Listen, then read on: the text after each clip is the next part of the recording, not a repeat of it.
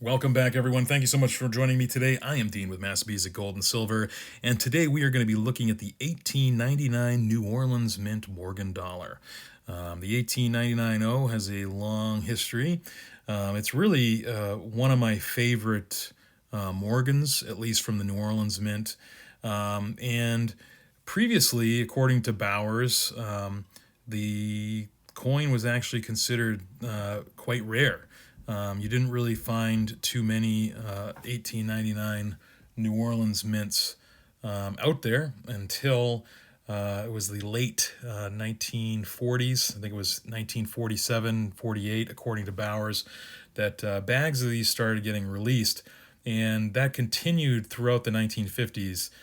So these bags of 1899 O's were being released to banks. And prior to that, the 1899 O was actually quite rare in mint state. So people thought, many of these were melted down, but in fact, they were actually hoarded in the U.S. Treasury. And then after the 1960s, it became very apparent that the 1899 O was actually more rare in circulated grades. And Bowers estimated between MS60 and MS64, there are hundreds and hundreds of thousands of mint state coins. Right here, I want to show you right here a nice die clash error. You can actually see the wreath from the reverse imprinted here on the obverse on this coin. So sorry, I'm getting a little caught up in the history here of this, but this is a really nice coin. So let's talk a little bit before we jump back. It does have some strange toning on the Morgan's face, and the PCGS holder is a little beat up, but I really like this die clash. You get a really good look of the reverse. This wreath here you can see. Also, you can see the well-known die clash there, right there. That's the back of Morgan's, the Lady Liberty's head. I mean, not Morgan's head. Ooh, boy. Lady Liberty's head, that's from the obverse, is imprinted onto the reverse here. And if you go back a couple Morgan Dollar Mondays, I talk about that die clash error that is found quite often on these Morgans. You can see some nice die cracks as well. Some, gashes here on the Eagle's chest, but nothing too bad. This is actually a nice grade for this Morgan dollar. Again, you can see just these two die clashes on both sides. I'm not going to go into detail what a die clash is. You can go back and watch my other videos where I talk about die clash errors. But this is a really nice example.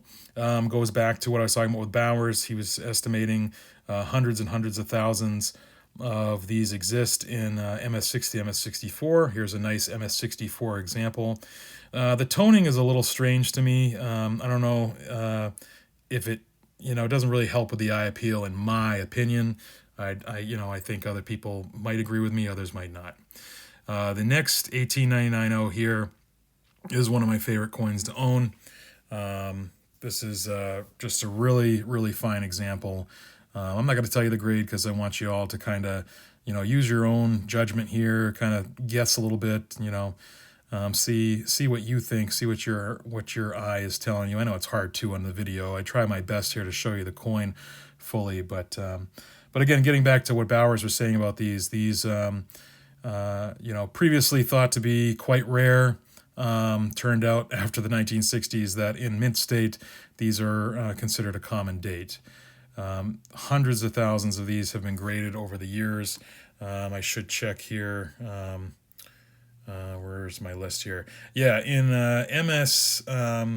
MS63 grade, so a nice choice grade. PCGS has actually graded over 22,399 of these. In an MS64, like the previous coin, they have graded 27,842 in MS64. So that tells you there's a lot of mint state coins out there. In gem state, in MS65, there's 9,550 coins on record that have been graded by PCGS.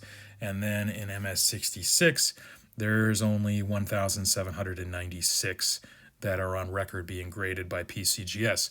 Now, of course, there's other grading companies out there, MGC, ICG, Annex as well. All of these would also have, I would imagine, large large censuses for each of the grades because, again, as Bauer noted, there are a lot of mint state coins. So this one here, as we're looking at, I'm sure you can see there's not a lot of hits on this coin. This is actually a really nice example. That's one of the reasons why I enjoy it.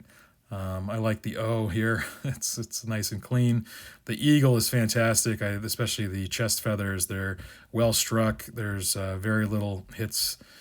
Even the hair above the ear is actually really well struck, which, as I've talked about in previous videos, sometimes with the New Orleans Mint, there was a little bit of a weaker strike, especially above the ear. But this is a really great example of an 1899 O. This is really, really well done. And just looking at this here too, the luster is quite nice. I do really enjoy this coin. And of course, this is MS66 with the CAC sticker. I think it definitely, deserves the grade and deserves the sticker. It's just really a really nice coin. I know there's some marks there by the eye, but you can see in the fields and really on the cheek, there's not really much going on there as far as hits. The fields are virtually empty with marks, and so this is why, again, it's one of my favorite coins. And going back to the MS64, you can really see the difference. You can see a lot more strikes, especially on the eagle's chest. You can see as well, just even on the mint mark, it's pretty chewed up. But again, that kind of goes with the MS64. I will be putting this coin up on eBay in the next week or two, and we'll see how it does. But this coin will be staying in the collection here at Massabesic Gold and Silver for the time being. Like I said, one of my favorites to really enjoy. In the MS66 grade, they're going anywhere between $425 to $475. And one more thing I want to talk about before we leave is always look at the O mint mark on the 1899 O. It is the one Morgan that has the micro O, which is the tiny mint mark. And that is important because there is a premium on that coin. Anyway, I hope you enjoyed today's video. Put in the comments what you think. And until we meet again, stay safe and enjoy.